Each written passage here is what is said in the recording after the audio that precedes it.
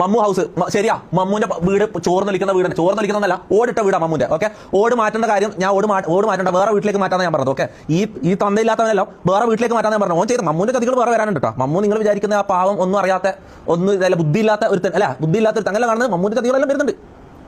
ഓന്റെ വീട് വേറെ ചെറിയ വീട് വെച്ച് കൊടുക്കല ഓൾറെഡി പണി വെച്ച വീട്ടിലേക്ക് ഓൻ്റെ ഉമ്മാനും ഓൻ്റെ അനിനും മാറ്റാനാണ് നിന്നത്. മണ്ടത്തരം, വേൾഡ് ലെവൽ മണ്ടത്തരം. ഇവനിത് ഇങ്ങനെയാണെന്ന് എനിക്കറിയോ?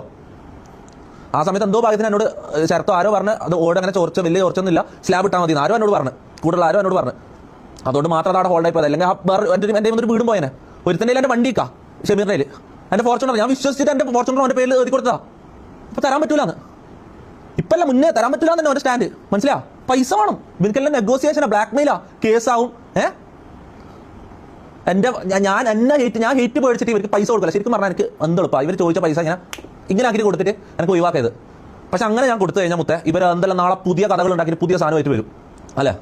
അതിൻ്റെ ആവശ്യമില്ല ഒരു നെഗോസിയേഷൻ. ഇത് ഇപ്പോഴേ മനസ്സിലാക്കി, ഒരു നെഗോസിയേഷൻ ഇനി എനിക്കെതിരെ എന്തെങ്കിലും സാധനം എടുക്കാൻ